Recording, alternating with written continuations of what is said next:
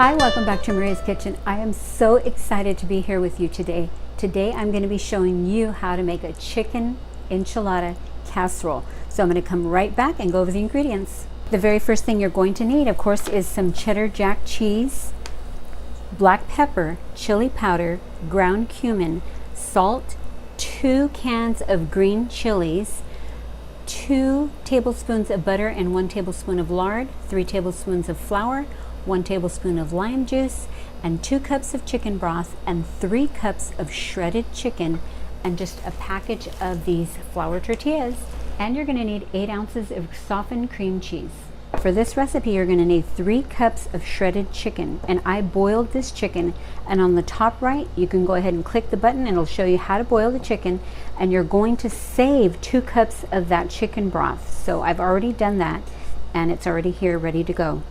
And if you're watching on your phone, you'll have to go below in the description area and you'll see the link there to how to boil the chicken. Okay, for this recipe, you're going to need a 13 by 9 inch square pan, and I'm using this one. And you're going to want to grease it well, and I'm going to set it aside. I've got the 3 cups of shredded chicken here. You're going to use 4 ounces, which is half of this 8 ounce cream cheese, and you're going to put it in there, in with the chicken. And you're going to do 1 cup of the shredded cheese, the Mexican shredded cheese. And then we're going to do a 1/4 teaspoon of cumin and 1/2 teaspoon of chili powder. We're going to just sprinkle that in. And then we've got over here a 1/4 teaspoon of pepper and a 1/2 teaspoon of salt. And we're going to sprinkle that in.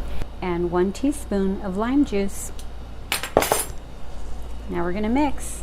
So you can mix this with a spoon if you want, but you know what? I put a kitchen glove on, and I just want to get it all mixed throughout the chicken so it's now all evenly distributed.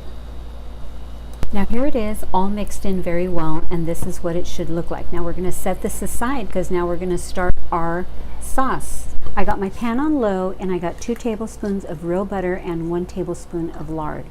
We're going to melt this and then add the 3 tablespoons of flour.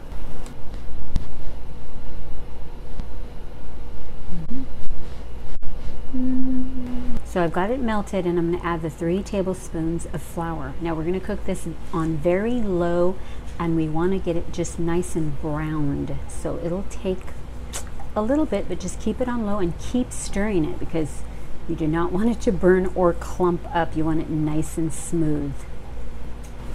The roux was nice and smooth and done, and I just put 2 cups of chicken broth in. Now I'm going to slide the other 4 ounces of that softened cream cheese in there. And then I'm going to put the 2 cans of the green chilies. And we're going to bring this to a small boil, and I will be right back when it's nice and smooth and heated through. So I've been stirring it constantly, and I'm breaking up all of that cream cheese. It's going to be like little specks and chunks. We're going to try to get it as smooth as possible. So we're going to keep stirring until it's nice and smooth. I'm going to put about a 1/2 teaspoon of salt, and I'm going to put about a 1/2 teaspoon of pepper. And it's already nice and smooth and creamy and thick. I'm turning it off because now it's going to be time to assemble.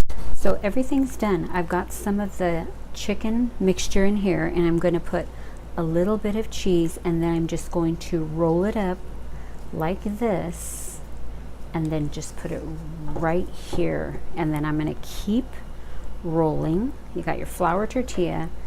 You know what? I just got to let you know, if you want to, you can use corn tortillas if you want to. But for this recipe, I am going to use flour tortillas. And we're just going to keep rolling. And I also told you that the bottom of this pan was greased, and you can just put however much you want. I'm just gonna make sure it's all the way across, so when you get some, you have a bite in every bit. And that's what you're gonna do, just roll it up. I've got them all rolled up, and look how beautiful they look. Now all we're doing is pouring this entire sauce all over. We're literally going to flood this, get every part of this all over the sides, and we're going to get it over there, and then we're going to put some more cheese on top. Then we're going to put some foil, and we're going to cook this in a 350 degree oven for 35 to 40 minutes. And I want to get every bit of the sauce because it's so delicious. So I almost got a dozen. I got 11. Then the next thing you're going to do is just flood the top with some Mexican 3 cheese mix. And you know, I got this at Costco. It's really good deal, a double pack, and it's really, really good. And it melts. You know how there's some cheeses that aren't real and they don't melt? Oh, this one does. So this is all we're gonna do, and it wasn't too hard. I'm gonna get this in the oven, and I'm gonna see you back when I pull it out. Oh, okay, we're covering this up for 35 to 40 minutes, and the last 5 minutes we'll take the foil off. I'll be right back. Here it is. It's out of the oven, and I just want to show you that you can sprinkle a couple of cut up tomatoes if you want to. You don't have to.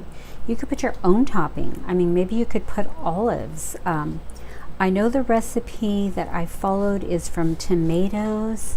I did a few different things, but they put some sliced chopped scallions on theirs. But I'm going to put some tomatoes myself, and I'm going to sprinkle a little bit of cilantro on top. I love cilantro, and so I just chop some up here, and I'm just going to sprinkle it all over, and then I'm going to cut a piece because I'm so hungry, and I want you to see what it's going to look like inside. Okay, here it is. I'm trying to get it out so it looks still pretty decent. But there it is. I'm going to get 2 of them on this plate, and then I'm going to put some beans. Let me try to get this one. Move the plate.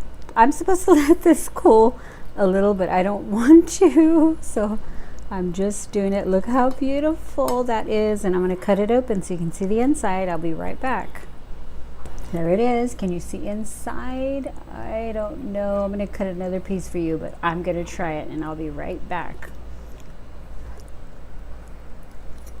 I